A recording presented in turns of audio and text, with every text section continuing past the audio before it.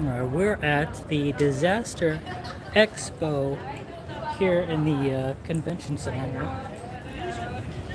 I was trying to figure out how to close it. Thanks. The latest tech here at the convention center here.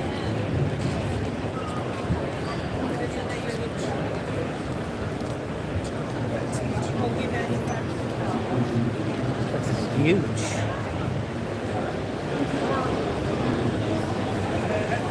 I don't know where to start here.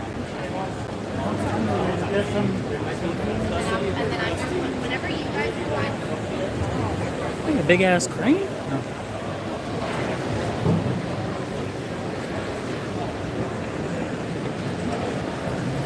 We get amphibious aid here, or vehicles here. Look at this.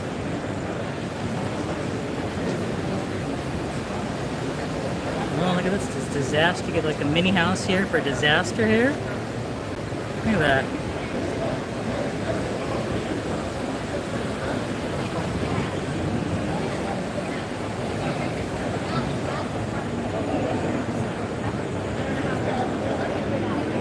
Wow, this place is huge. Whoa, look at this big ass drone. Whoa.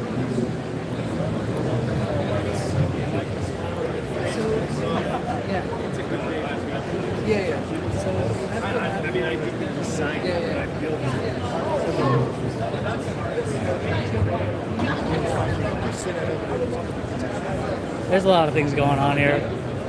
I thought it'd be a smaller situation, but it's pretty big.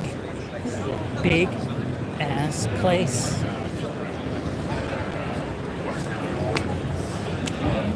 Place is freaking massive. I don't know where to start.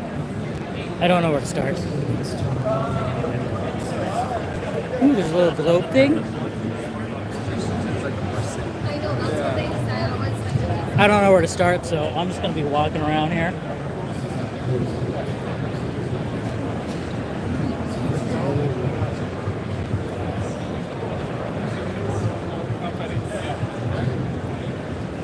Cool globe here. We partner with them. Like real time. With the weather data. Wow, how hot is it? How hot is it right now? California.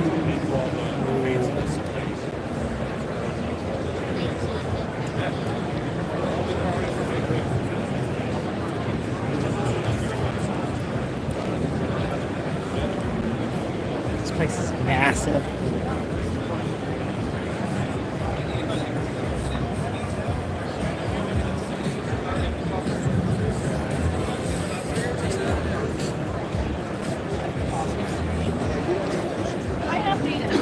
That's why I said. Oh, this has multiple.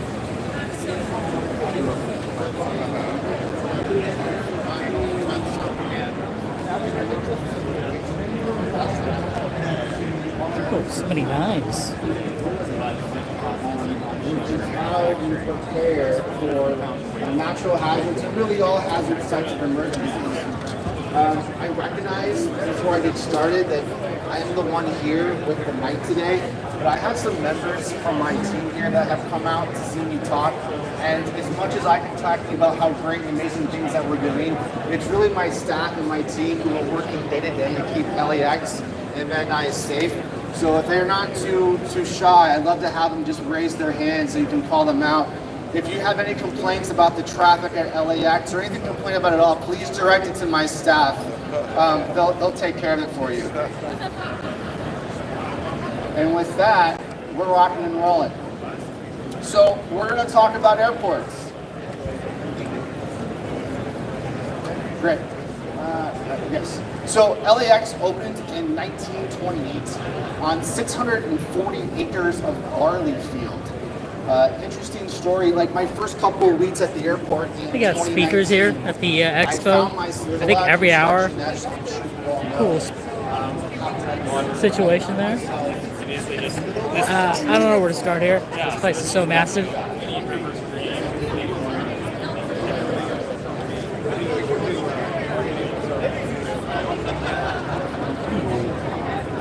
saw that. Oh, I got one. How'd you get through it? It wasn't pretty. No, it's not. It was a good video. You remote? I don't. But I work hand in hand with a lot of companies, and one of the companies that I work with, they super cheap, right? 5 feet back and my You have first aid kits, all kinds of first aid kits. Old guy, so you can't miss. Right. Portable potties, yeah. Of course they have toilets. Covered up, and then it gets rotated. So many things going on here. I don't know where to start. Don't know where to start. But this is going on for 2 days at the LA Convention Center. People who are getting used to product.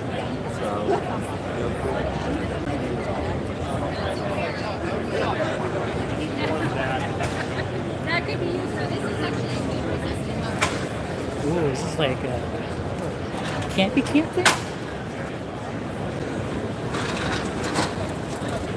This place is huge.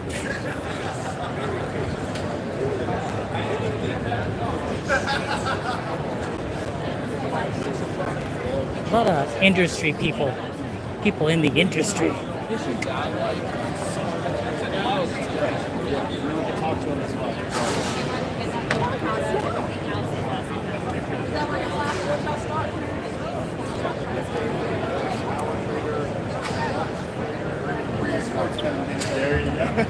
Big old carabines. Tons of carabines here. A whole lot of carabines. No, not only. A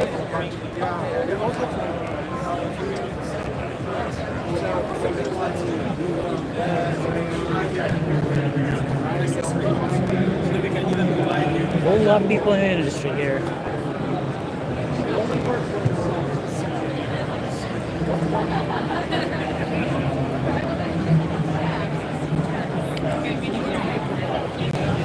I don't know where to start.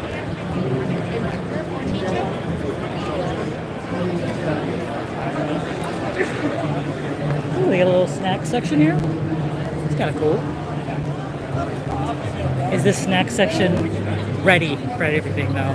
That's what I want to know. The snack section, is it ready to go? This is very cool.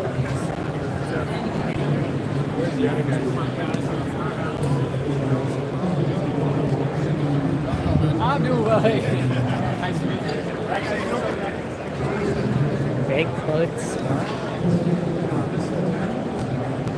Should we start doing interviews here?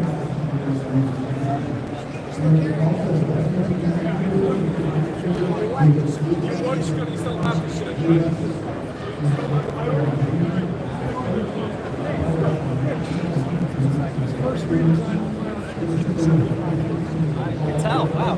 It's very new. Oh, is there another speaker here? A lot of speakers here. Really thankful for you to be here today, Dave. And here's Mike here, and I'll give you your slides.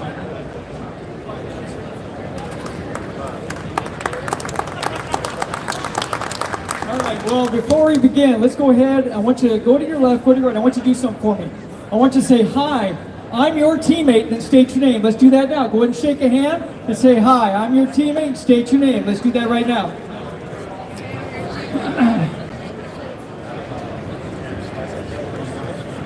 Yeah, that's fine. All right, another thing is we're going to do here, we're going to do a little rhyme here. I'm going to give you a couple of rhymes to remember. Don't know, say so. Repeat that. Don't let your ego be your amigo. Push your pride aside. Get in, get out, get home. Because that's what it's all about. And like these heroes over here at the shirt little booth here, You folks in this room, everybody that's walking through here doesn't have a badge, you're it. I guarantee you when things go to poo, things are going to get real sporty. And the folks in this room that are coming through here, the CERT folks, the volunteers, people with flashlights, and a crescent wrench shutting off gas, you guys are going to be the ones that are going to be in charge of that. So what I'm going to talk to you about, there's quite a few people that were rescued during this earthquake. And I'm going to talk about one guy was Salvador Pena. He was a guy stuck in this parking structure. The only reason he was located is some security guard heard somebody moaning and screaming in pain. That's the only reason this guy got located. So just to put that in perspective, how lucky this guy was, in the 2010 Haiti earthquake, that was a 7.0, 316,000 people died, 250,000 building collapses. 2011 New Zealand, which we all went to, we went to these earthquakes. New Zealand 6.3, 185 dead, 2,000 injured, 100 plus building collapses. In 2011, the Japan earthquake and tsunami was a 9.0, 15,833 dead, 6,143 injured, 129,225 building collapses. And imagine having a tsunami at 3 o'clock on a Sunday down in Venice. This is how gnarly these things can be. And then in 2015, the Nepal earthquake was a 7.8 with a 7.3 aftershock, 8,857 dead, 21,000 injured, and over 2,000 building collapses. The reason for this review is to remind us just how truly devastating these events are, which would require extremely difficult triage processes, saving the many and having to say no to the few. This guy was extremely lucky. So he was driving a kind of a street cleaner, and what had occurred is that this whole thing came right down on him. This beam is lying across both of his thighs. So it's several thousand pounds that he has on him. The street sweeper, as can be seen, was crushed by the structure. Mr. Pena's thighs were trapped under a concrete beam, screaming in pain. So imagine the only reason they found this dude is that he was screaming and moaning in pain. Never went unconscious. There was also 16 gallons of gasoline that got busted by the gasoline tank that popped on this thing. City Light Force 89, with the help of gas company's pneumatic breakers, made initial access to Salvador. So the gas company was there, City 89 was there, and then USAR 1 from LA County showed up. And that's when we came into play to go ahead and work with these guys. The plan was to handle the gasoline spill, break up concrete on top to make the load lighter, lift concrete with airbags, and remove doors, roll the dash of the vehicle, package and remove Salvador, and be airlifted to UCLA, all the while maintaining patient support and care. Heavy Rescue 56 from LA City also showed up on this with engineer Tony Czar. We both entered the opening to assess the needs, all the while listening to Salvador scream and moan in horrific pain. Rich Molina and Sid Miranda from LA County, our USAR 1 guys, came in from the passenger side. So there wasn't a whole lot of room on this, as you can see. They had to crawl in from this side over here, underneath all that debris, to get to him on the passenger side. And they had to crawl to go ahead and get to him to make access. Risk concerns were addressed. A lot of the structure was still standing, making some areas no-go. Breakers were used off of the USAR 1 of the gas company to remove excess concrete that was on top of this guy. So if you look back, all that concrete was on top of him, all this stuff right here. So that's where we're working, and everything was right there on top of him. Thousands and thousands of pounds of concrete. Foam was used foam was used in the opening that was made by LA City and the gas company in our breakers, along with a protector line and a fire extinguisher. And then we did monitoring and ventilation, because it's what we call a confined space incident. That's what this thing is. But you can imagine this whole time, this guy's moaning and screaming in pain. Just screaming in pain. So there's a thing called crust syndrome, which was a real concern for Salvador. We were there for 3 hours into this rescue with no lifting of the weight off of him. Prolonged compressed limbs, once released, can flood the body with potassium and blood clots, putting him into full arrest. So time was not on our side. the fear of him dying once he was free was palpable by all the rescuers. So you imagine doing all this work, we get access, and then he goes into full arrest, and it's not a save, unfortunately. An IV was not established after several attempts, so we could only give him O2, monitor vital signs, and give him hope in supporting his will to survive. So that's another thing you have to think about too, and I saw this a lot in Haiti. The will to survive on this thing, on this guy, do you think that was important? He never gave up. Never gave up. And that's something that, you have to kind of wrap your head around, that once you give up, it's over, if nobody's going to come and get you. And luckily we were all there for him. Midway through the phase of getting access to him, a 5.3 aftershock kit, I was yanked out of the hole, while those in the passenger side, which were down this long corridor down here, all they could do was rest their chins on their hands and just wait, because there's no way for them to get out. So imagine going through a 5.3 aftershock, 1,000 pounds of concrete over 2 or 3 firefighters in this opening here, and just waiting and hoping they don't get crushed to death. And so that was a really scary thing for these guys. Following this, once the aftershock passed, everybody just went right back to work with absolute and complete disregard for their safety, knowing that this will happen again, and we were there for Salvador. Phase 2 was the lift phase. It was the next phase. Thanks to OFCA, Orange County Fire Authority, they were assigned as a cutting team and provided cribbing, which is the wood that we put underneath this thing, to lift it. LA City Fire Station 70 was our firefighter rescue team in case things went really bad. When we got stuck, they'd come and get us. And to lift this stuff, we went ahead and used 2 74-ton airbags, high pressure, and 2 44-ton airbags. This lift was very slow, and once we're starting to lift this thing, and now you can see what they're doing here. This thing had already been lifted at this point. So we've lifted the concrete. What could happen to that? What does an aftershock do? Right? And the earth was still moving. So you can imagine thousands of pounds of concrete on 4 airbags doing this with guys underneath, with guys with tools, trying to get this guy out. So really super scary. The auto extrication, which you see here, soon started. Once the load was stabilized with cribbing and lifted off of Salvador, soon the doors were removed. The dash rolled upward, freeing his legs, all the while still moaning in pain. But the moans were less frequent. Do you think that'd be scary for us and for him, right? He started to kind of go down a little bit. And he started to go ahead and have problems with the circulation. Phase 4 was the packaging and removal of him. So as you can see from the slide, we started to roll this dash, go ahead and cut the rocker panel, remove the doors like we would do in a traffic collision.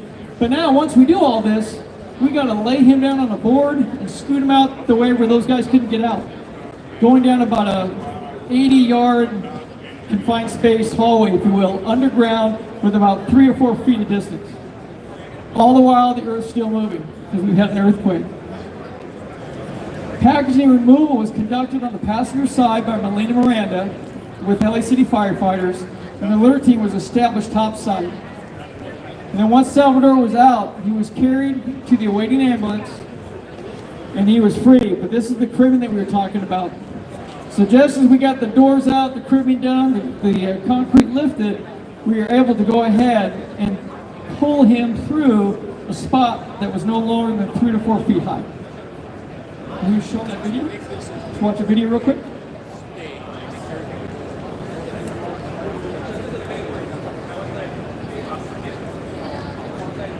We're going to put a video on, but if you have any questions right now, we could take a moment for questions of Dave right now. Any questions?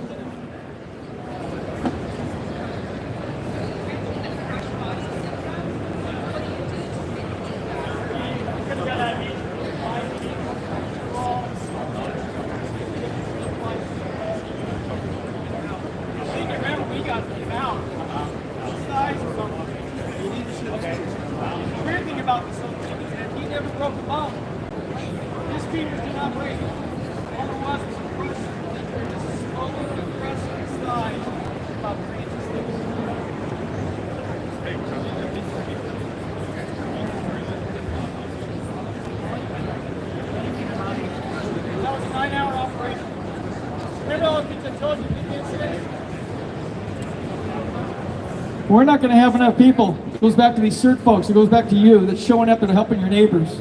Do you think there's enough firefighters? We got a 7.8 right now. This place comes on our heads.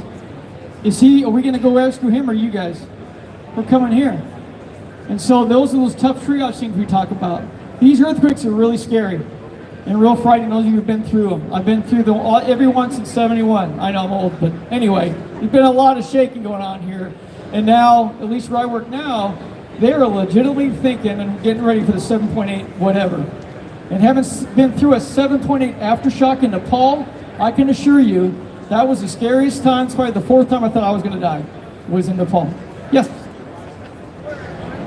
Yes. Yep. Yep. Okay. What was your particular number? I was a rescuer in the hole. If it wasn't clear, just No, talk I was on the driver's side, not on the passenger side. My partners were on the other side.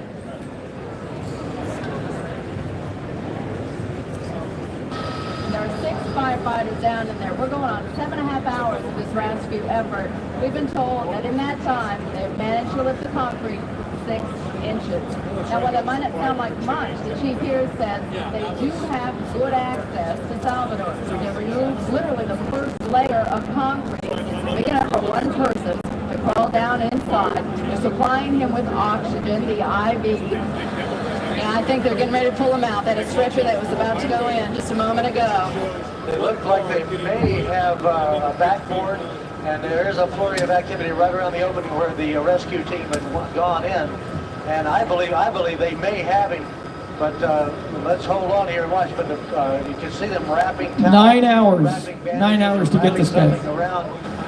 There's a man who's been buried alive for 8 hours. It's actually 9. Just 15 minutes shy of that. Well, let me take it back. It's been a little less than that they've been working on him.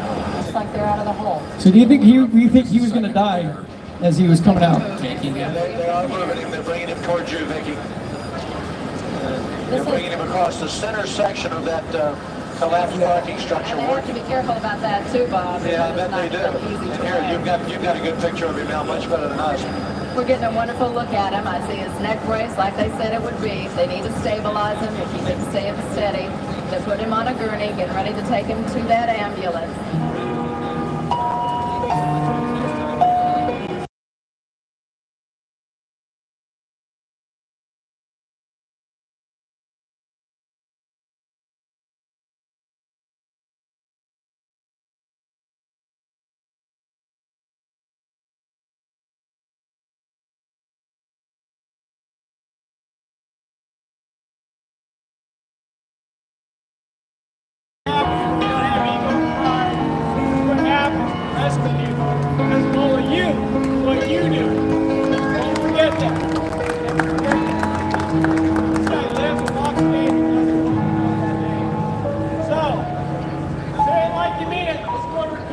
The City of Los Angeles Fire Department, once again proving how good they are.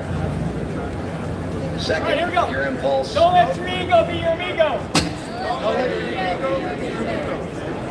Pride aside. Push your pride aside. Come on, say it like you mean it. Push your pride aside. Don't say so. Look up, look down, look around. Head to toe, good to go. Get in, get out, get home. Thank you guys for the presentation. God bless you guys for doing all you do. Appreciate it. You hear that? Don't quit. Don't quit. Let's go to that earthquake booth here.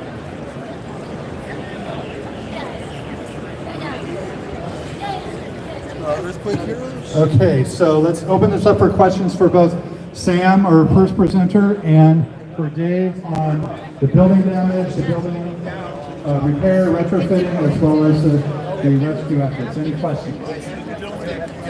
Yes. How are you? I have an emergency case. I'm like,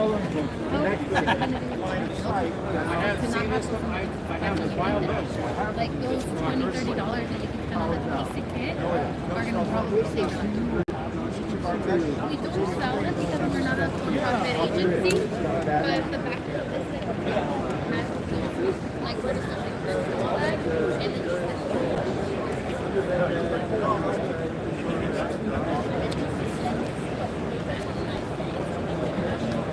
There's a Scientology.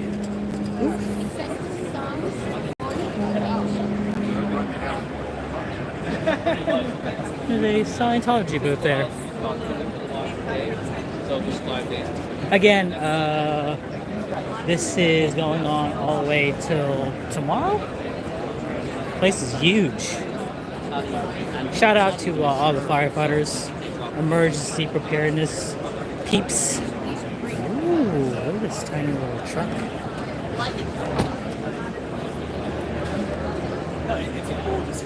Bunkers, huh? Ooh, we get a bunker. If I have the money, I definitely get a bunker. Definitely get a bunker. He goes, exactly. I was like, how much less stress? Look at this. Ooh. Emergency solar generator. So super thin too. Cool.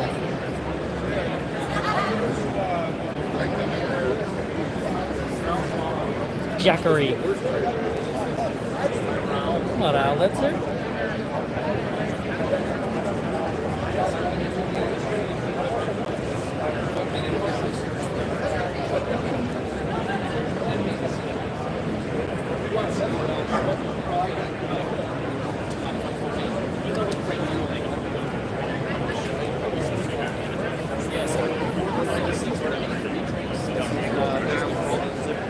A lot of interesting people.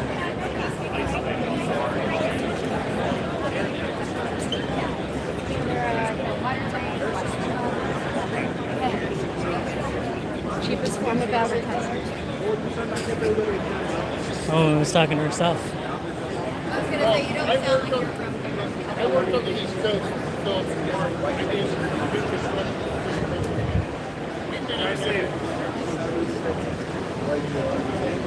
Kind of want to interview the toilet guy and the bunk bed lady. Toilet guy and the bunk bed lady. What is this?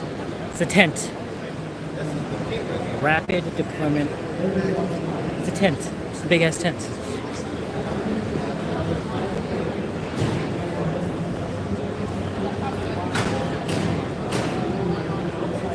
It's a big ass tent.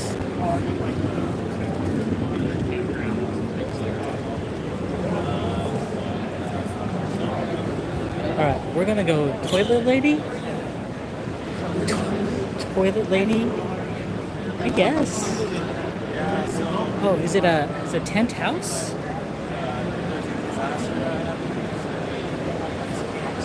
Oh, you can buy a tent house, I suppose.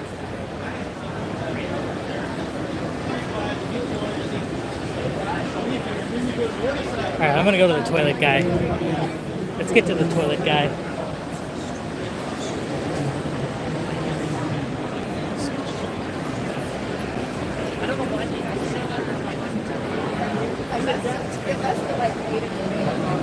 Cool's house, the laundromat, food place. A tiny house here. There's a little doggy.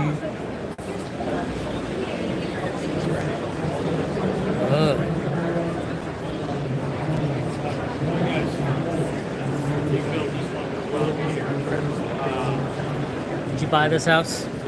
This little mini house? It's called the mini house?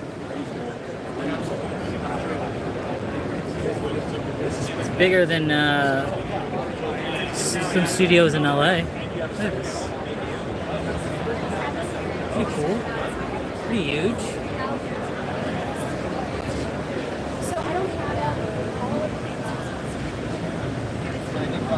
It's a 3-bedroom. And that's what I can say. So I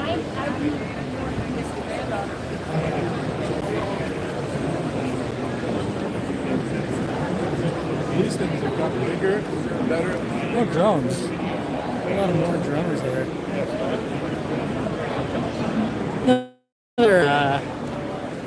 nice. Little speakers. California's emergency response. Ooh, a lot of tech.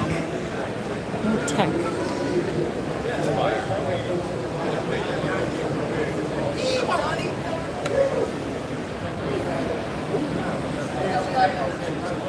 It's a big turbine.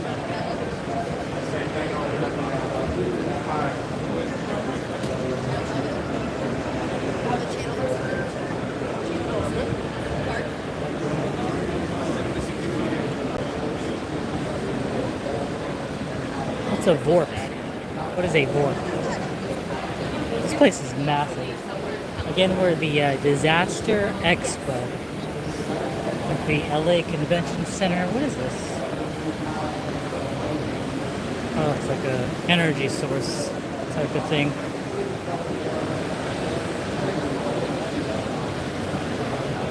VORP energy. It's like a tower for energy.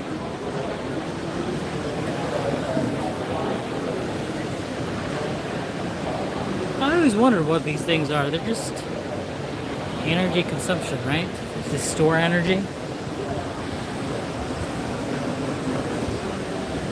Ooh.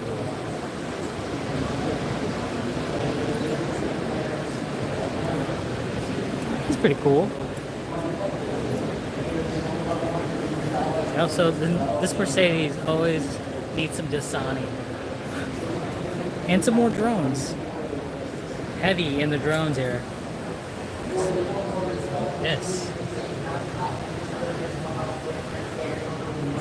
I feel like disaster cars are made for, you know, offloading some. I don't see like a CB radio at all. It is a Mercedes though. Pretty clean. Ooh, they have like wood floors as well. It's cool. Plenty of outlets. Plenty of outlets. What is it? This is the S class? What is it? Comes Wi-Fi, Starlink Connect. There. How's it going? How much is it, by the way? The van itself, Yeah, the van itself. it's a complete unit with a desalination plant, the desalinator, a solar panel as an alternate source of energy, a satellite for connection, Okay. and then it has a generator too.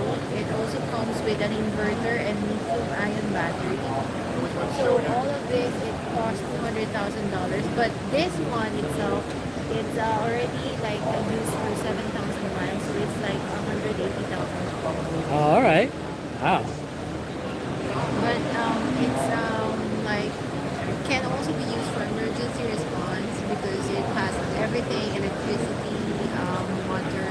It has connection. And does it only come in Mercedes? Well, this one, yes. Okay.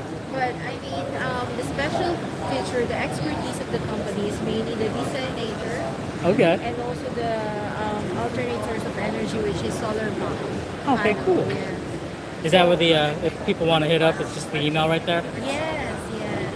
Cool. Thanks so much. Does the water come with it? It's always going to be Dasani. At the back. Because it's luxury. Oh, okay, that's cool. Yeah, so you can find any source of water, either sea, ocean, wells, or river, or lakes, and then you can immediately convert it to potable water. Okay. It can produce, this one can produce 2,000 gallons per day. So it's like under 180K for like the cheapest model. Yes. Cool. Yeah, but I mean, we also can customize it. For example, if you have a smaller van and you want to use it only for you, it can also be customized. It depends. Gotcha. Yeah. Thank- But this unit itself, it's $180,000. That's not bad for a Mercedes. Yeah, and the new one is $200,000. This one is already used not because of the desalinator, because it already has 8,000 miles. Okay. No, 7,000 miles. So Appreciation then. yes. Gotcha. Thanks again. Look at all that stuff. Tranquility. Oh, does it come with a ladder? Yeah, that's fine. Huh? Just $1.80. You get some of that. $1.80.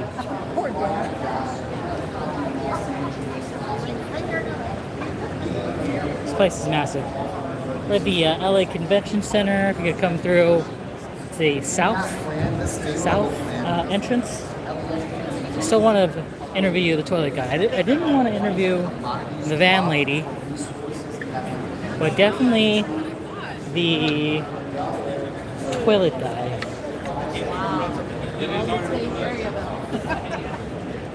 Where's the toilet guy? Toilet guy.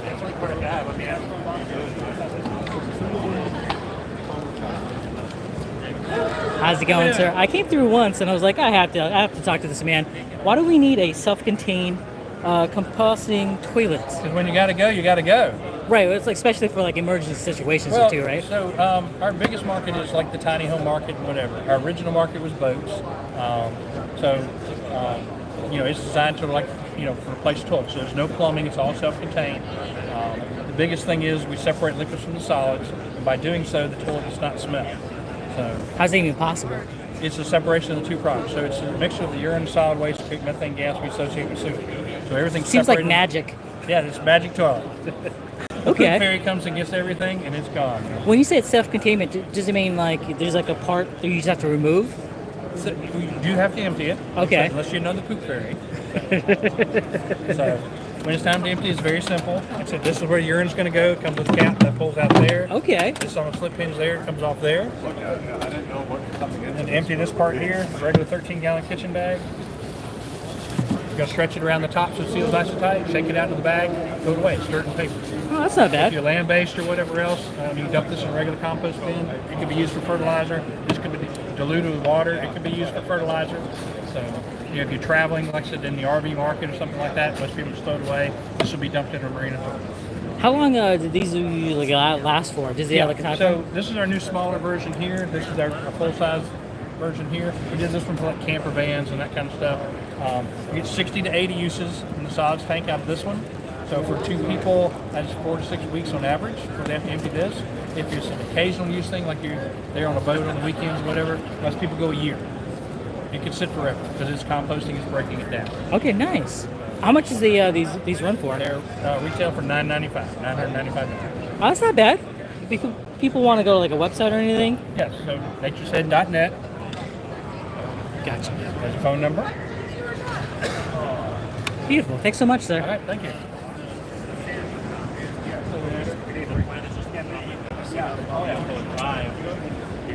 I thought that'd be a little more expensive, the toilets, but $9.90 whatever it was, not bad. $9.99 for not sure for the non-smelly toilet. I'm pretty sure it smells. There's no way a toilet does not smell. I'm not saying the man's a liar, but I don't know. I feel like the toilet, removing it still has to have some kind of smell. All right, we interviewed the toilet guy. You could also, can you buy an individual porta potty? Is that possible? If you have that self-composite toilet, you don't need that porta potty, I'm assuming, right?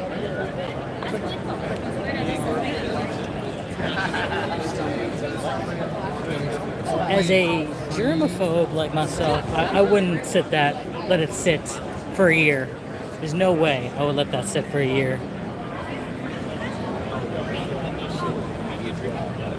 A lot of tech people here. Whole lot of tech people. Whole tech industry people here. Or drones. Whole lot of drones.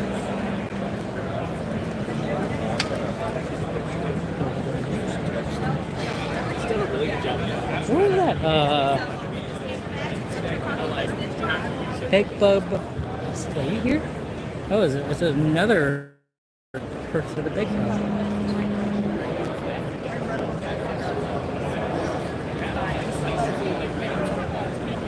Who knew bunk beds were like the thing to go to? in a natural disaster. Bunk beds.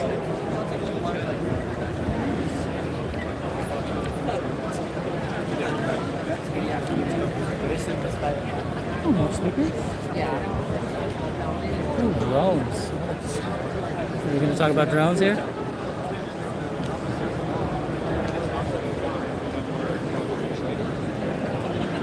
Where was that big spear? Oh, there it was. There it is. We're going to talk about drones. I want to come back to that drone situation. It's like over 100 degrees in LA. Just want to look at this display here.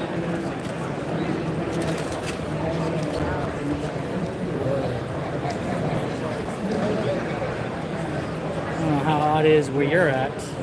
Right now in Los Angeles, that's cool. Excessive heat warning. 130. Excessive heat.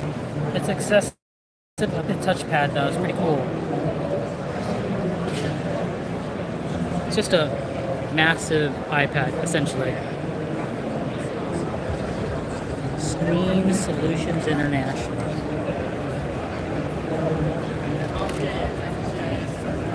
I'd rather have this globe than the touchscreen screen. Let's go back to the drone guy.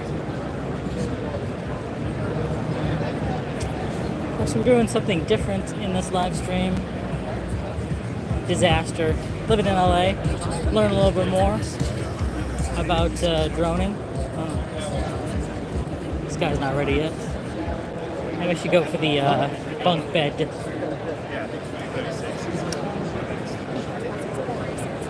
Bunk bed lady.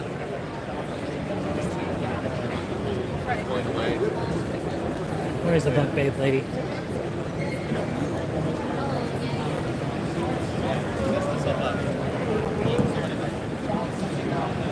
Ooh, another dog. A lot of dogs. A lot of service dogs.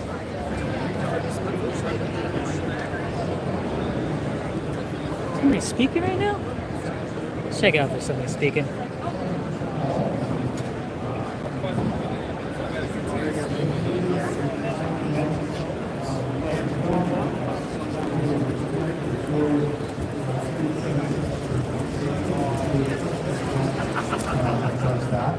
And a lot of great information. So you can go to quakeheroes.org to learn how to have an event with the film in your organization or in your community. It might be with your church group or your CERT team or your neighborhood association.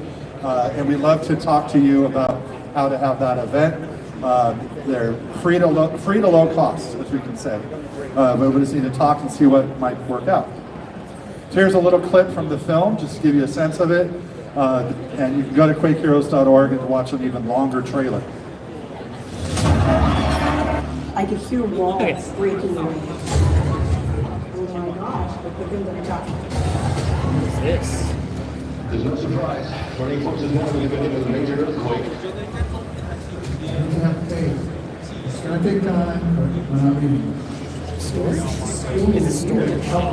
Please, someone help me. Storage? Disjointed, so the cells keep moving in a very bad position.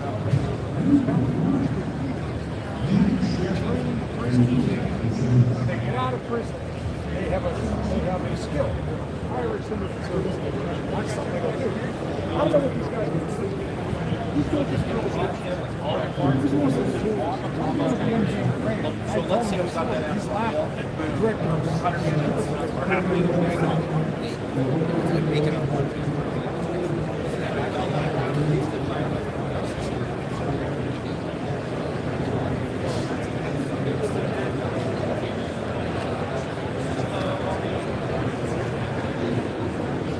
Hi there, I saw this walking through. Why do we need bunk beds? I always thought like I hated bunk beds. Why do we need bunk beds now? Yeah, so like why do we need them? I mean, there's a lot of reasons why we would need bunk beds. Like, for instance, you have a lot of people in a small amount of space. It's going to be able to fit double the amount of people, whether that be shelters, ministries, homes, like homeless shelters, like military rooms, police stations, fire departments, camps. Honestly, you name it. Like, there's a lot of use for bunk beds nowadays. And like, even your favorite old grandparents, you know, they have a bunch of grandkids, they might need a bunk bed too. So you're saying the bunk bed is the future? Yeah, I mean, honestly, there's a lot of people in this world who might need some more space, but I wouldn't know if it's our future, but it is definitely something that can be used in a good way. Cool, thanks so much. Yeah, definitely. It's very cheery for a bunk bed spiel. She was very cheery.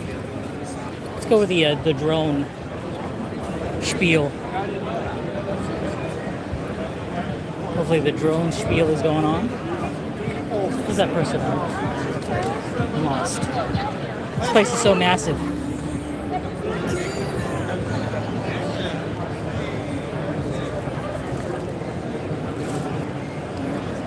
There's a lot of speakers here. You have that huge truck for speakers, and you got the other spot for speakers.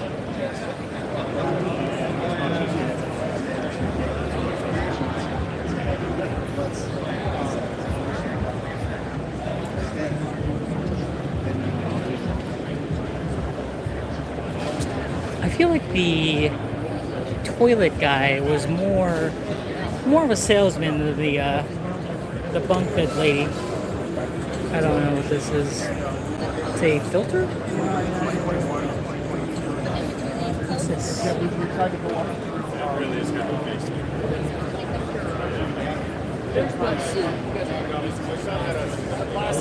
funny and knives. What's the model? The assist. You same thing. So that's all Brady and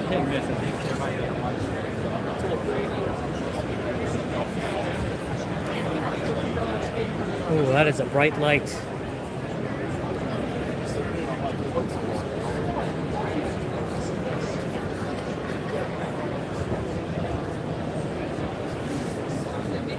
Walk through this. Look at that bright lights. Look at it.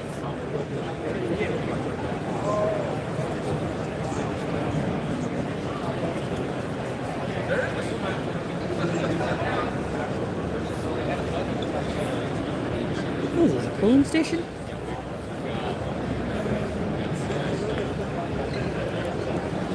People are really into knives. I was not aware that knives. Oh, we could walk in there? Wait a minute, I gotta walk in that little tiny house. I was not aware we could walk into that house. Hold on. I'm gonna walk in that house before we leave. There's no way. I should have asked for a demonstration for the self-composite toilet. Not a demonstration.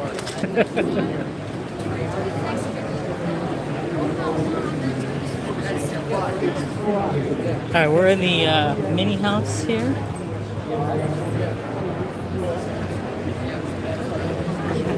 Ours is building code compliant.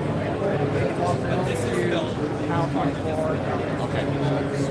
But your building today is the best standard, right? You don't need it's 100 each month. Technically, it's under 120 square feet, which is a permittable thing.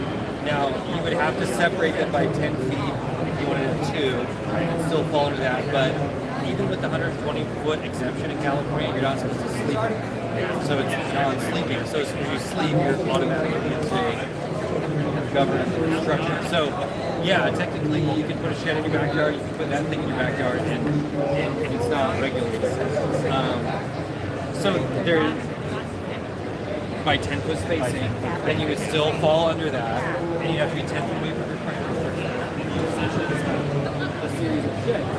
Essentially, you could just put it on your hauler or your truck. I don't know how much this weighs, but these two tiny homes here. Oh, there's another doggy over there. Just put on your hitch here. You're good to go. I'm gonna walk in there. And then 6 months from now, we're going to figure out how to. Let's walk in there. There we go. Ooh, is that an electric stove? That's pretty cool. Does it come with his own microwave? Okay, this is pretty nice. I'm not sure if I would need a big refrigerator. Toilet, it's not a self-composite toilet. I don't know what this is. It's not self-composited. I wonder if I could flush it. Pretty fancy, pretty tall. I mean, I'm only like 5'7", but like you can put like a shack. It's not bad, right? It's not bad. Put a 7-footer in here. Well, it's not gonna. Yeah, you would have to like bend down to hit the nozzle here. Whoa! This isn't a bunk bed though. It's a 3-bedroom here.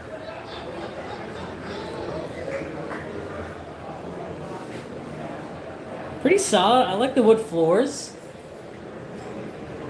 Put blankets on the windows here. Pretty solid.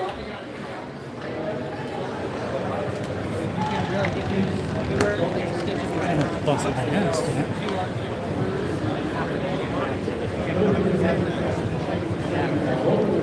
Not bad. Whoa, let's cut myself on the drone. Because they're formidable, you know, for financing, like, we don't finance, but we're financing for it. Wow. Yeah. So. Exactly. Yep. These crazy drones.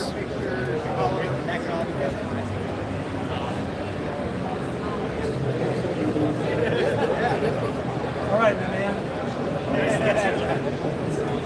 Yeah, of course.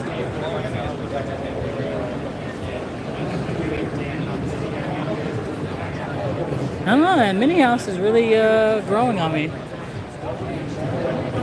Solar panel, of course, there's going to be plenty of solar panels here. Industrial grade.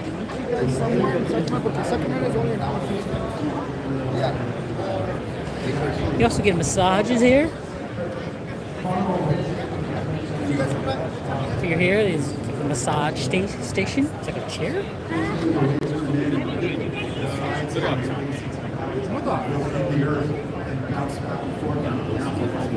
And then if you're using, as you can see, while there's strong shaking along the fault, more earthquake stuff. Over here, let's listen to some earthquake stuff. This area there, around Los Angeles, will also have very strong shaking. So, in a big earthquake like that, or a smaller but still powerful local earthquake, there's much more that we can do.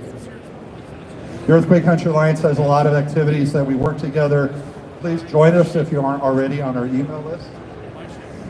And one of the ways that you can participate is attending one of our regional workshops that we have throughout the year. You can watch one of our webinars. You can even become a speaker if you're interested in that and work with us and go to events like this and reach out to the public. We have a lot of materials, as you'll see on our booth over here, that you can use to inform your communities. And we also have outreach committees for different sectors that you can be a part of: healthcare, business, public sector. And we really welcome your participation. So, the fundamental messaging structure that we have developed over the last 21 years is the 7 steps to earthquake safety. So that's what I'm going to be talking about the rest of our presentation. It's what to do before, during, and after, so that you are prepared to survive and recover. And that is in all kind of aspects of this. But because this is earthquake specific, we start with the secure your space aspect. The most injuries in earthquakes are caused by things falling, not buildings, things, bookshelves, televisions, your kitchen cabinets opening up and all sorts of glass being over the floor, small items being thrown across the room. There is nothing too heavy that you have that cannot be thrown by an earthquake. Thrown. Nothing too heavy. Your car could be thrown in an earthquake. There were fire engines thrown up in the air during the Northridge earthquake. So there's nothing you have that you don't want to consider securing in place, especially if it's tall and like a bookshelf, more likely to fall over in the first place. If that were to fall and trap you, you're not so concerned about the other steps yet. So we're trying to reduce that. So that's going to be where we start. I'm going to show a clip from the film where our heroes, the people that we tell our stories about, actually talk about the 7 steps. There are 7 steps to earthquake safety. The first is to secure your space. Move furniture such as bookcases away from beds, sofas, or other places where you spend a lot of time. Use earthquake straps on heavy objects. There are many ways to be a Quake hero. How your story will go depends on the steps you take now to get ready. How do you overcome fear? Through knowledge, through experience. Well, you're not going to re-experience the earthquake, but the fire department will train you as best they can, and it doesn't get much better, on what to expect. So now at least I know this is what I should do. With me now is Gary Jenkins in the LA Fire Department. Gary, you have a message you want to get out. You're asking the media to get out. Yes, at this time, the Los Angeles City Fire Department is asking all CERT team members, that's Community Emergency Response Team members, to report to their pre-designated staging areas. These are members that have been trained by the Los Angeles City Fire Department, so disaster preparedness teams to assist us with disasters such as this. You can do a better job at anything if you're trained. And the time for training is now. If you're at high school, you can do something right now before buildings start collapsing, before fires start happening. You can build a team CERT program. And if you and your friends get together and prepare for disasters, your school has people who are well trained, who know exactly what to do, who will be able to go and help those who are hurting, who are pain, who are traumatized. But you get to be a hero. You can be a better person. Don't wait until What is this? Another backpack situation? What is this? I didn't miss that. What is this? It's another tiny house? It's like another tiny house. I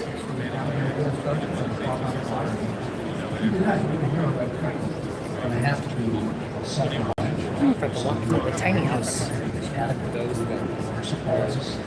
I believe that everybody needs to. Oh, this is very bare.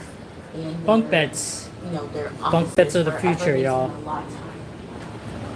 Ooh, does this come with an AC unit? That's cool.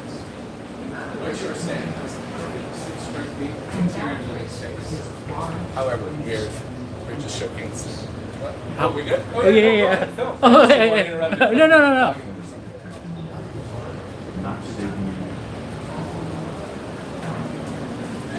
I like the AC unit. That's about it. What floor is that?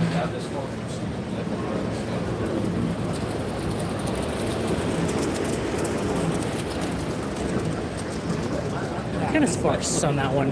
I like the other tiny house. The other tiny house is a lot cooler. we kind of freaked out that guy.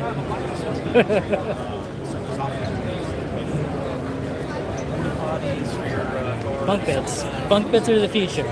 Again, I don't think so. I'd rather live in a tent. Who's the drone guy? Drone guy. Who is that drone guy? That's another speaker tent over there. Ah, drones.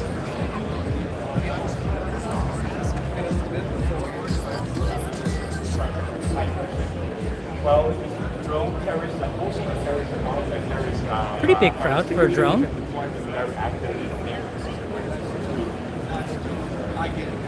So for instance, high-risk fire drones efficient fire extinguisher bombs and high-pressure water cannons can reach areas of vehicle for firefighters to access.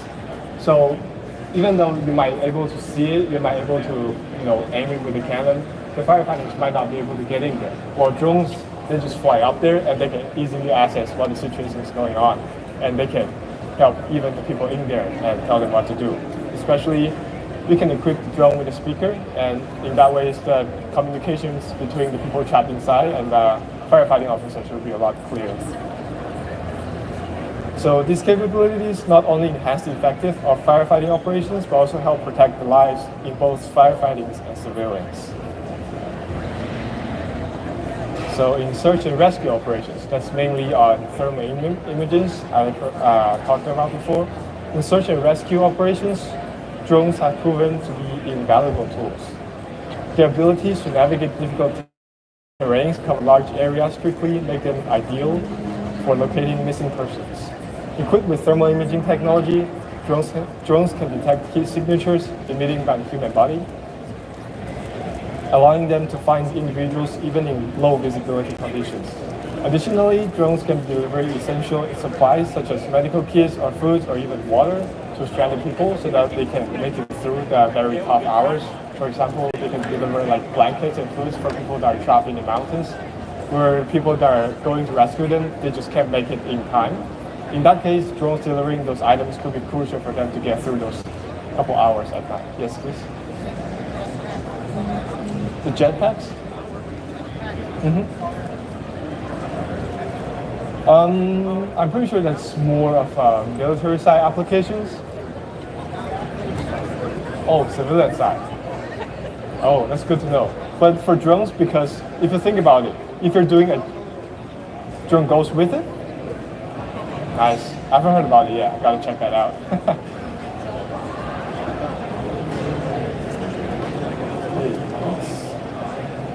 Technological innovations. So technological innovations are constantly pushing the boundaries of what drones can achieve, which is their capabilities in emergency response. Thermal imaging is advancing fast right now. It's a game changer for search and rescue operations, enabling drones to detect heat signatures in challenging environments. Autonomous flights, which is enabled by the probably one of the most trendy topic right now, AIs. For example, the Skydio X10. They're integrated an NVIDIA Orion chip in it, and the AI is able to learn the surroundings by the camera surrounding them. So this enables the drones to operate in very complex situations. And to add something to that, the obstacle avoidance that's also advancing right now with the drone technology, enable the drone to operate also in really, really complex situations, especially in beyond line of sight, also known as BVLOS situations, which is when the pilots cannot see the drone, they don't have an awareness, a clear awareness of what the drone surrounding be like. For example, flying in a building, you might not be able to see if there's a wall or there's a net right next to it. In that case, obstacle avoidance can effectively save the drone and add a lot more efficient to the mission, because you don't need to know the areas and then get familiar with the surroundings and then do the operation. So that's a huge advantage drone's gonna have. For further potentials and collaborations, looking ahead, the future of drones. Hi. What's going on with the filters here? Well, they're medical grade filters. What does that mean? It means that they are actually qualified as, well, the correct term is FDA cleared as a Class 2 medical device. Okay. Which, I'm not sure, are you familiar with the FDA classifications? Kinda. Okay. Basically, when something is a Class 2 medical device, they're saying it has a higher risk because it involves something coming into direct contact with a human being. And so it has stringent oversight, make sure everything you're saying is accurate, and make sure that they're testing and verifying the performance in a use environment. Essentially, it's legit. Yes, that is a simple way of saying it. So we have two basic categories of models. We have what we call the point of use, which would attach directly to the end of, say, a sink faucet or a shower. And this will protect you against all bacteria for 3 months. Wait, eat like LA water? I could drink LA water? Yeah. You could even, because we sell a lot into hospitals, you can use the water with this to scrub into surgery, right? That means it will protect you against bacteria, viruses, and endotoxins for 6 months. You can clean a wound with this water. Okay. It's holy water then. Just about. But yeah, this is what's going on inside the filter. This is called hollow fiber technology. And basically it means it has a pore size. And the pore size here is smaller than the biological contaminants that we are retaining from the water, so they don't get through to a person. I don't want to interrupt you. It just looks like a mop head in there. I know, My right? brain is like, is this just a mop head? My colleague has a zoom in on it, but basically these are porous and they're hollow, and that means that there's a stupid amount of surface area in here for which a bacterial contaminant, viral contaminant, endotoxin will get stuck. And Gotcha. it will not pass through to your drinking water or whatever you're using the water for. Gotcha. What do these run? If you're buying them one at a time, you get them from a distributor between $100 and $200 a piece.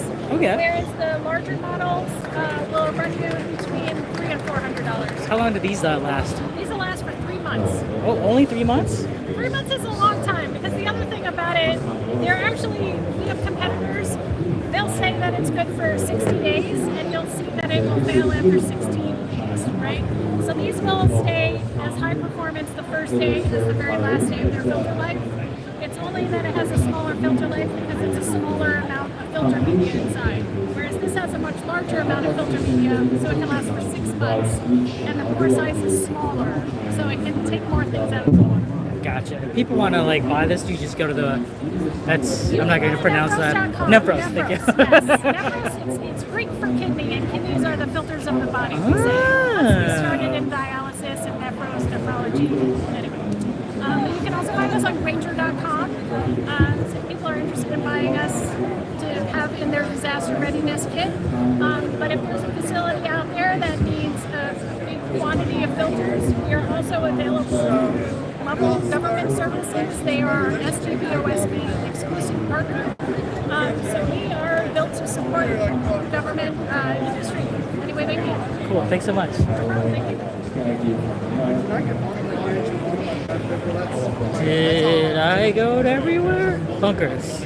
Bed bunks. Bed bunks. Bed bunks. Apparently you guys didn't like the water spiel. The water spiel you did not like. What is this?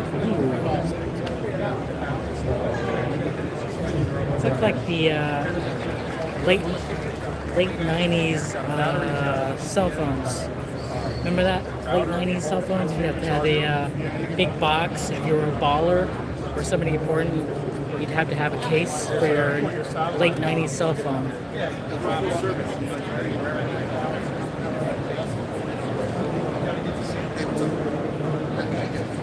Again, ooh, another big tent. Another big tent.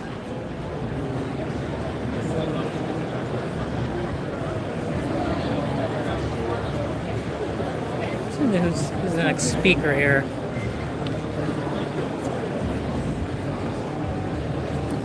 This is also for tomorrow. If you're coming here, it's free. It's literally just free. Just put in an email. What is this? Did I walk down here?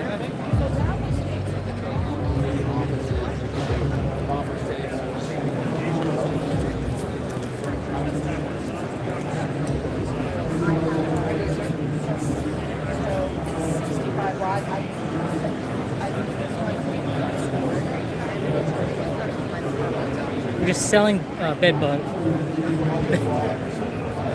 beds. There's no way. I'm not sold. I'm not sold on bunk beds. I saw this earlier. I am not sold on the big bunk beds at all.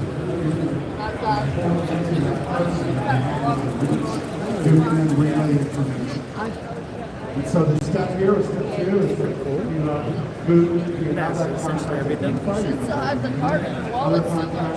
Where you're going to meet with your household or others, and of course, what other actions, what type of training that you do.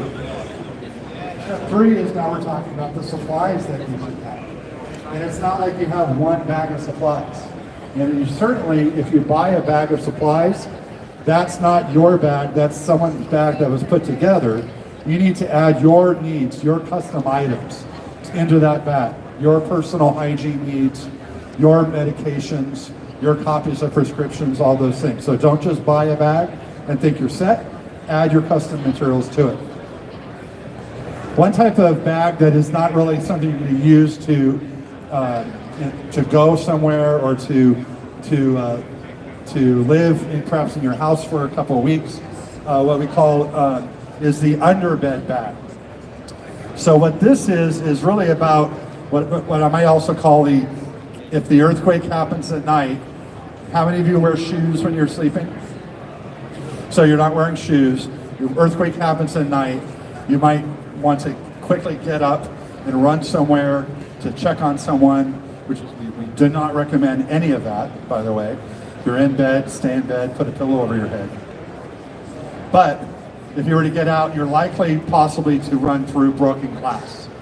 And so what this is designed to do is the first thing you do, not run anywhere, but after the shaking stops, because you've put these items in a bag of some sort, and you've connected it, tied it somehow under your bed, you reach down, you pull that out, you pull your shoes out of the bag, some socks, your flashlight, if you wear glasses.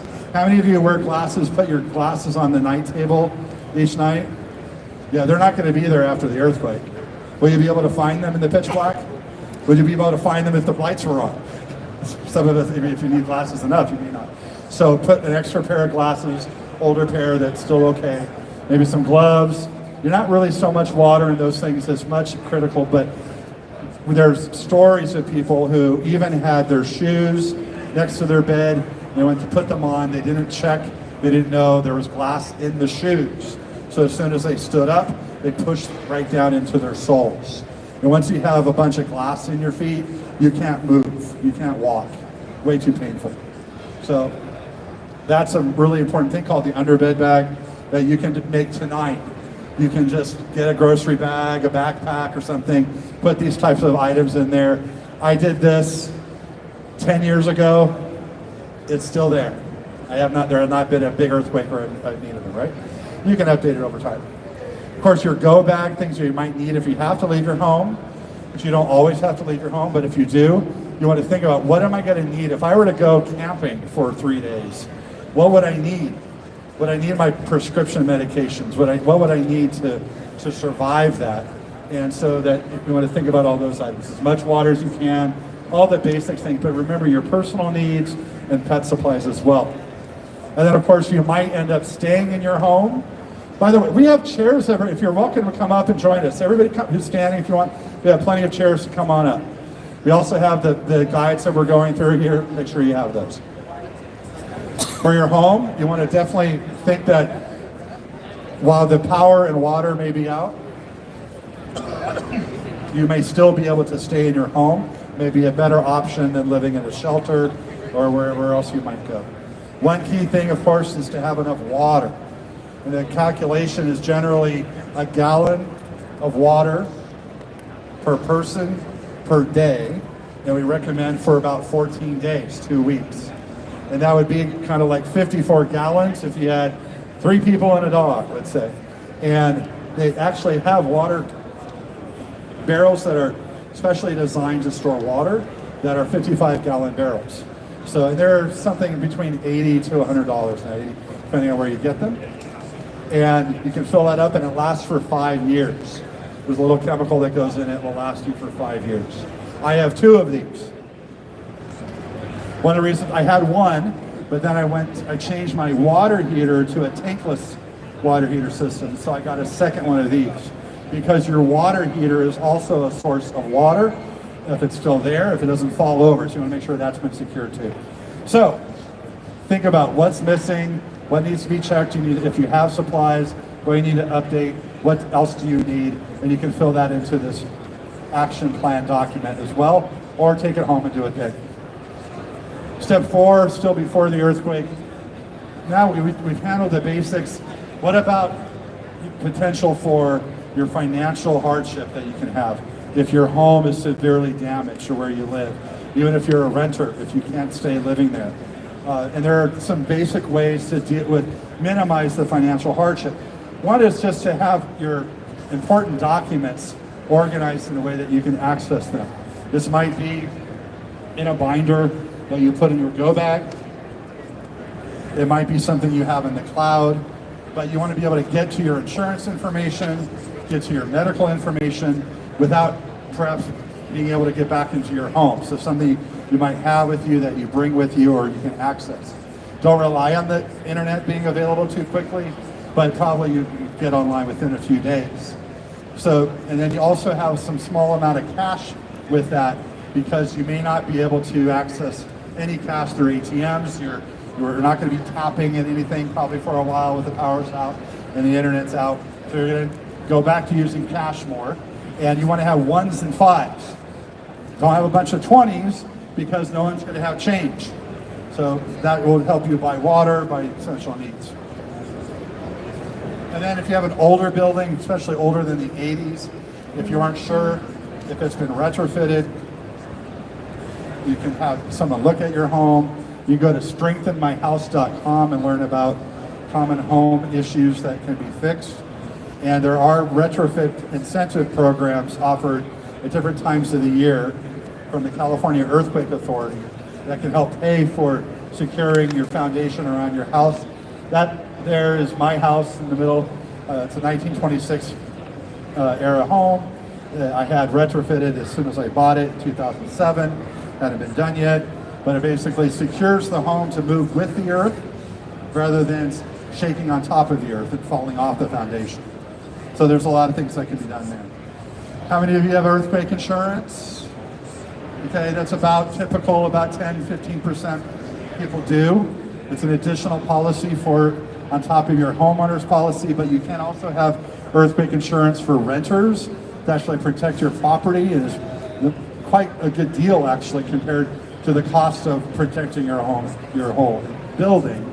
And there's different options and different rates that you can choose in terms of the type of coverage you have. So ask your homeowner's insurer about that. So the action here is, what are you going to do in terms of organizing documents?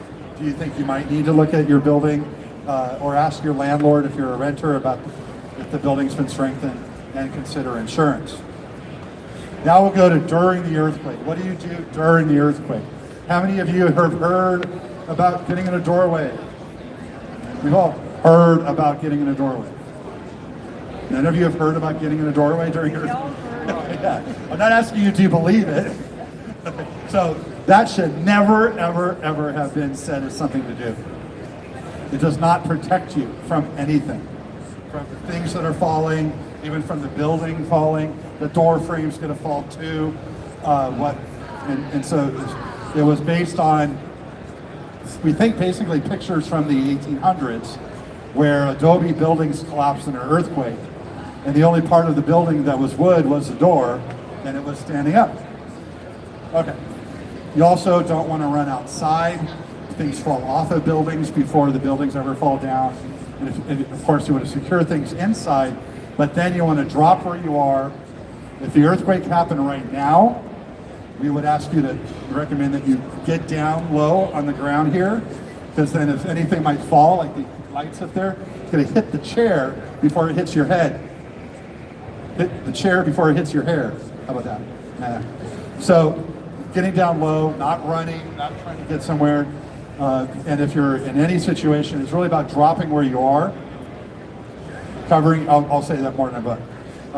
And we've really seen this around the world, that people who are in a position where they're gotten low, made themselves a smaller target, are less likely to be injured. We do have guidance for people who can't do this, who can't get down, and this could be any of us at any time. You might twist your ankle, you might hurt in some other way, and we recommend that you stay seated or not try to get down if you can't get back up again. If you're someone who uses a wheelchair, we recommend that you lock your wheel or turn off the power and then cover your head and neck as best you can. So a lot of guidance on what to do in many different situations. Again, you're dropping onto your hands and knees where you are if you're able.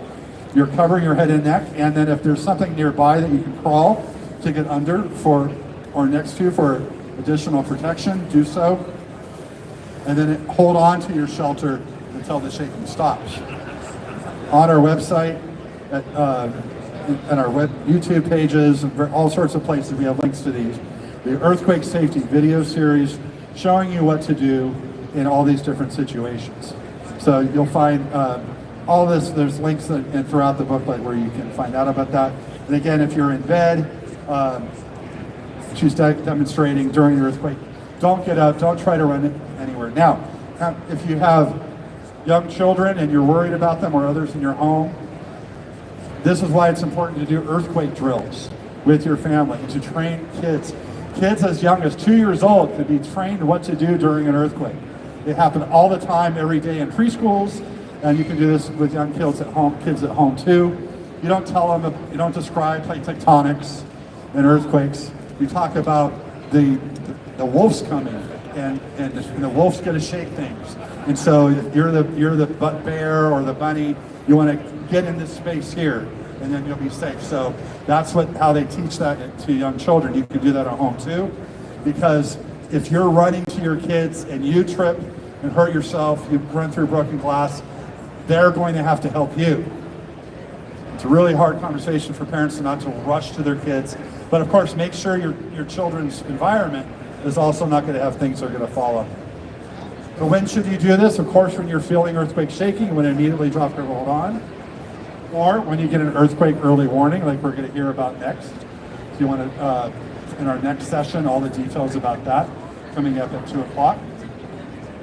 And of course, when you do an earthquake drill, like the Great California Shakeout. How many of you have participated in the Shakeout earthquake drill? Awesome, great. I have the privilege of helping to start it back in 2008. And then with funding from FEMA, I coordinate with all the different states and territories and countries around the world that do Shakeout. This year, this was just California, more than 6 million people. We're going for 11 million people this year. Go to shakeout.org, make sure you're registered for your participation.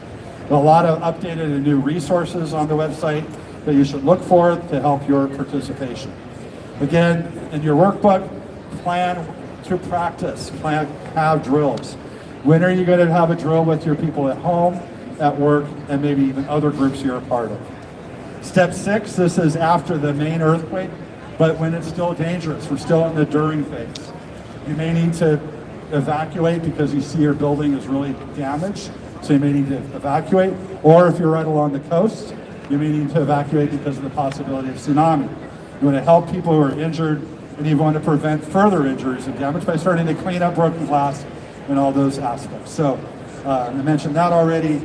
The training you do before the earthquake, what we talk about in step 2, is really put into place in these steps. So again, your plan, what will you do now so you'll be able to and can improve safety afterwards. Finally, step 7, it's going to be the days to weeks to months to potentially years before we get back to what we might call normal. But we may never be back to how things were exactly before a big damaging earthquake. That doesn't necessarily mean it's going to be really bad and really for years and years and years. It might be that things are going to change. People are going to have to go elsewhere for work. New things are going to be built. Old things are going to be destroyed, demolished. There's going to be a lot of change. Every earthquake brings change. The Northridge earthquake led to many improvements to buildings, for example. Not that we want to have a lot of earthquakes to do that, but we want to. But there's actually, the government's gotten very smart. They have programs so that cities and counties and states can identify if there was a big disaster. They already have a plan for what they're going to fix with the money that becomes available for the disaster. Some large percentage of that money goes to making things better so it won't happen that way the next time. In your own life, you want to really think about how do you get things going again at your home. If you can't stay or you have to be in a shelter, what you're going to do there, and you can find more in the workbook. I want to mention that we have guidance on all these topics in 16 languages. Many of the materials are over here at our booth, but you can go to our website and find this in many different languages. So if that might be something for you, it might be for people you know to share this information with. And you can connect with us through our website. We also have a full Spanish website at terremotos.org, but you can talk to us here today. You can email us, info@earthquakecountry.org.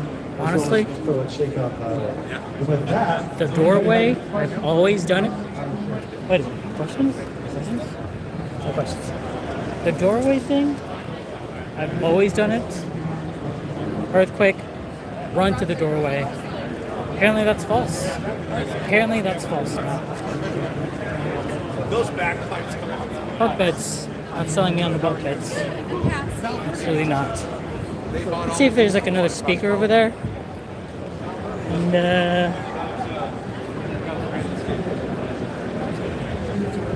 look how massive this is.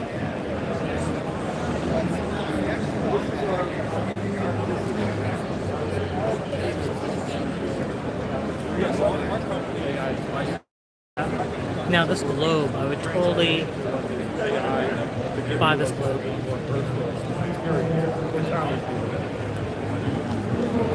See if there's like another speaker.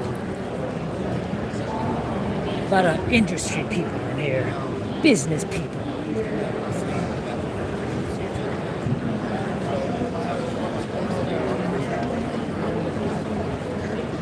So there's a lot of spots for speakers. You get like 3 spots. And again, this is going on tomorrow as well. Like 10 a.m. all the way to 5 p.m. This is just a trailer for speakers there. Trained up more, because the reality is that when victim services, victims compensation, LA sheriffs comes out, they re-traumatize the community in most cases. I would urge that for all your cities too, if you have mostly a law enforcement response, and it won't lead to a long-term healing or recovery. So to add to your comments, I do have to get to our office of management, which has on one of the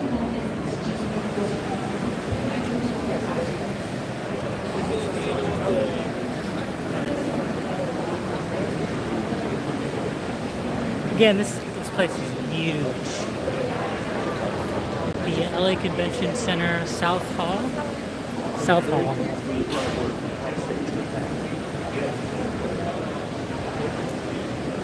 Honestly, I prefer this mini house than this mini house here. Oh, we'll walk in. Have you walked in this mini house?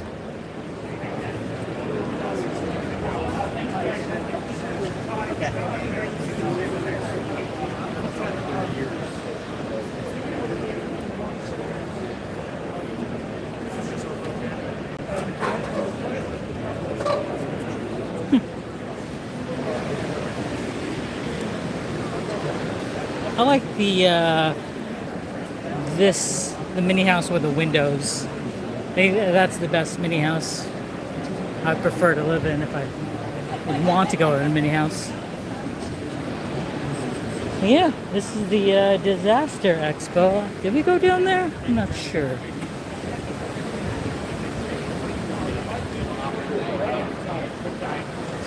I also get this big light. I don't know what that is.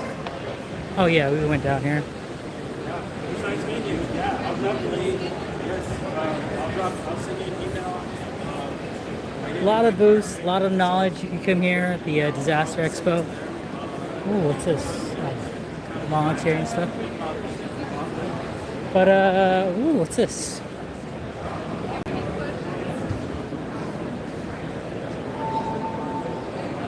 Oxygen stuff.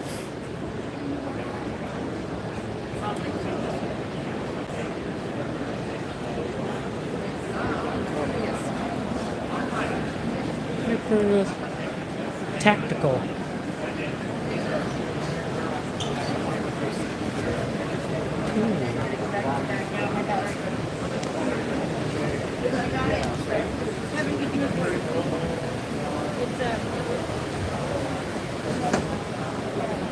Huge place. Anyways, the Disaster Expo is also going on for tomorrow. Just wanted to do something different. What are the exits? Somewhere different. They're again doing this tomorrow at the LA Convention Center. Thanks.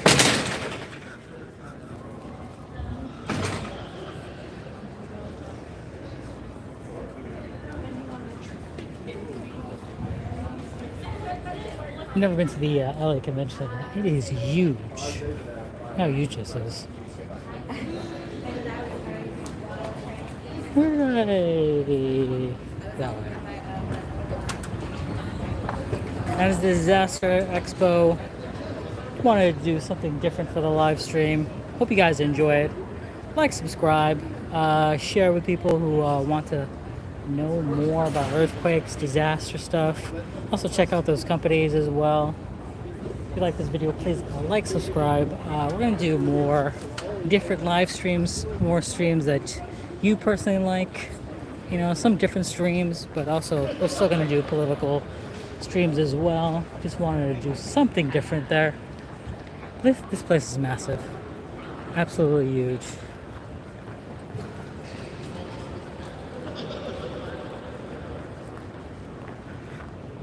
Actually, there's a homeless encampment I wanted to show you as well. Check out that homeless encampment. It's like literally like underneath a overpass. And I know LA is like putting more money into the homeless situations, like billions and billions, not millions and millions anymore. But before we log off here, this place is massive. Absolutely massive.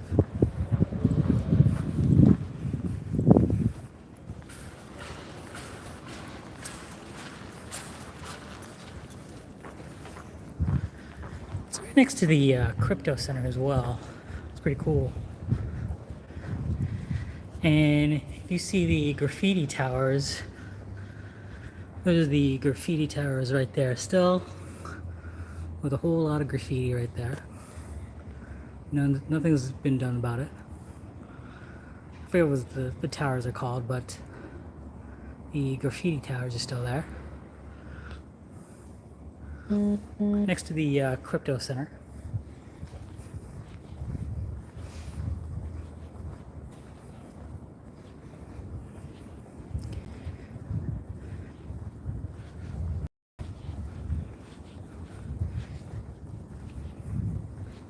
It really seems clean today for some reason.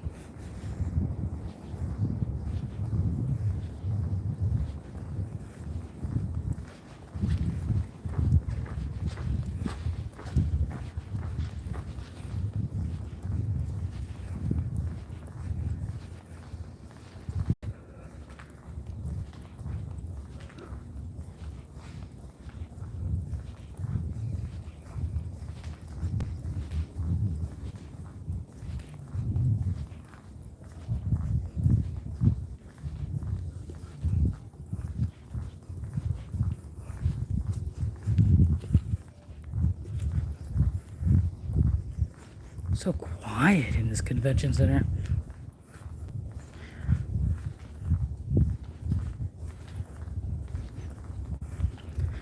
Yeah, the LA Convention Center is right next to crypto, next to the graffiti towers. Go outside in a second.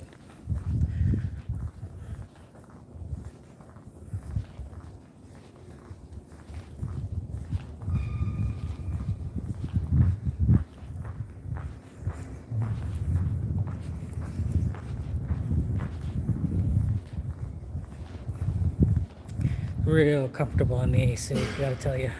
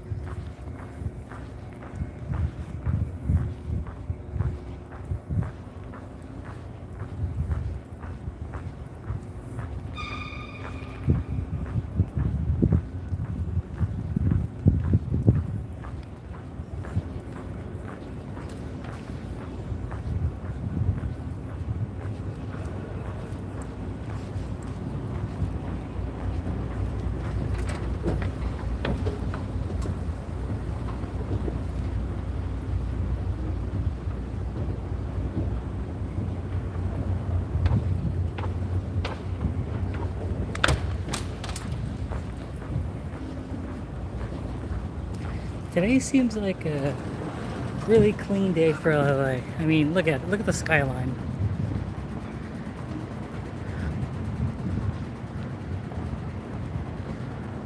Oof, it is warm.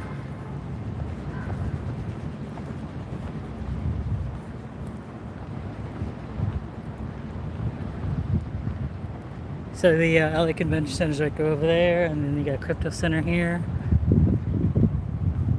And we still have the graffiti towers here. Still here at the graffiti towers.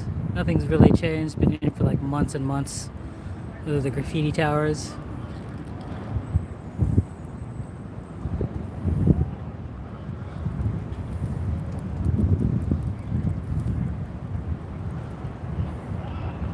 Nothing's really changed. Speaking of LA, pretty much the same as it's always been. But I wanted to show you the little homeless encampment. Before I sign off, I know LA Council is like putting in more money in this homeless situation, but it's not going to change. Look how massive the LA Convention Center is. Nice. This is the Crypto Center.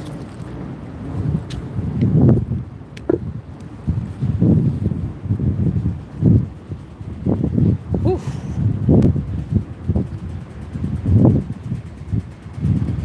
It is smoking hot. Hope you guys are comfortable in AC right now. If you're living in LA or anywhere else that's super hot.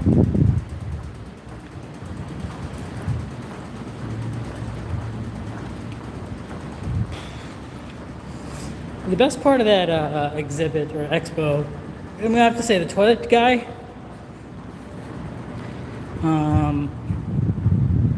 The earthquake info booth, where they were talking about earthquakes and stuff. That was pretty cool. The bunk bed lady, who were trying to sell us on why bunk beds are the future. Still, I'm not sold on bunk beds. I've always hated bunk beds.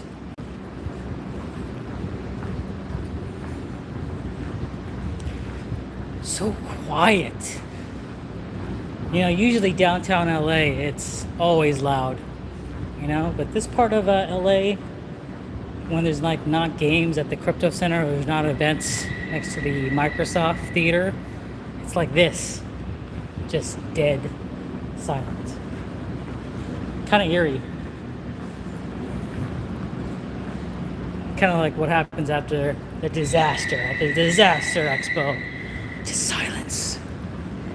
But I just wanted to show you what LA is going to put in more millions, if not billions, into the homeless situation.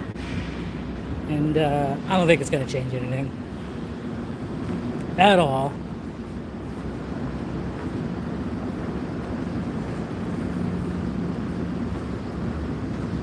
We're not even close to Skid Row. Skid Row is like a couple streets down, if you know anything about Skid Row.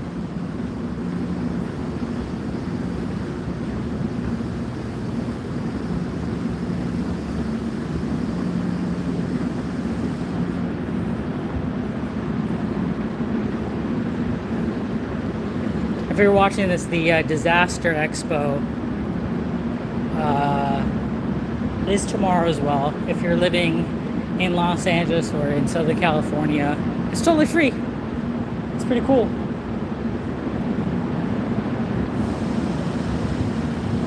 The mini house, the first mini house we walked into, has to be the coolest mini house with the wood floors and the tall shower, toilets.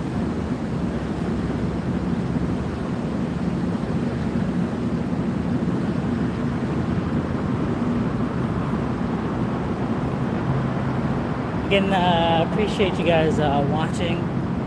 We're gonna do more different live streams and videos, but we're gonna keep on going with the political videos as well. I know you guys enjoy that, but I just wanted to do something different today. Also, it was inside the AC because it's terribly hot in LA this week. I was like, oh, inside? We're gonna film inside? Yeah, let's do that.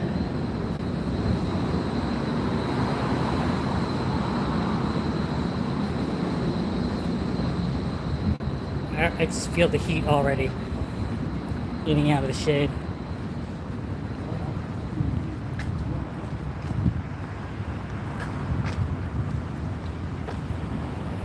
Again, we're not at Skid Row. We're nowhere near Skid Row. We're still downtown LA, next to the convention center, Crypto. Beautiful skyline. And we're into this.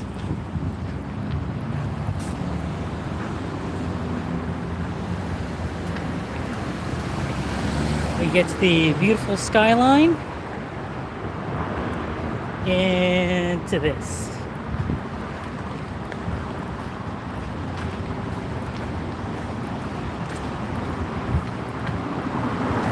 And I'm not sure if you keep on putting stuff into projects that definitely aren't working. Millions, if not billions, if it's definitely not working. I'm super glad as you can't smell right now. It is stinky. It's absolutely stinky in here.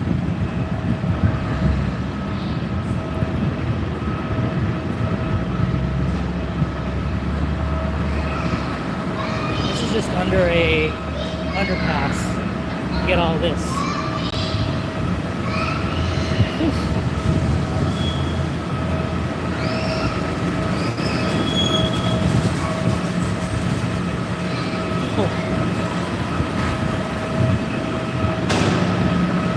Get the really nice area of Los Angeles into this.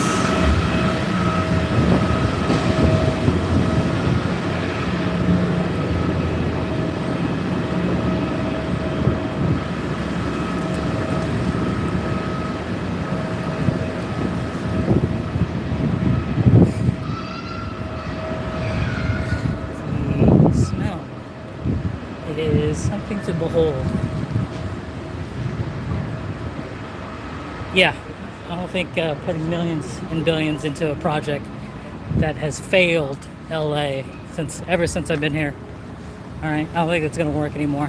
Anyways, if you like this video, this live stream, please like, subscribe. We're gonna do more of these different live streams. I'm gonna keep on doing the political stuff, but had to share, had to do something new.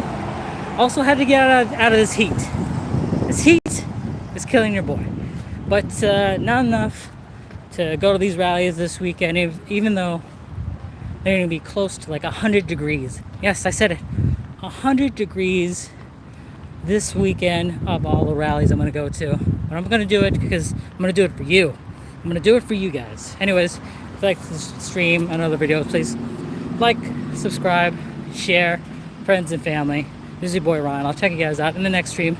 Stay safe and be prepared, all right? This Disaster Expo has taught me to be prepared, all right, and knowledgeable. Anyways, I'll see you guys later. Peace.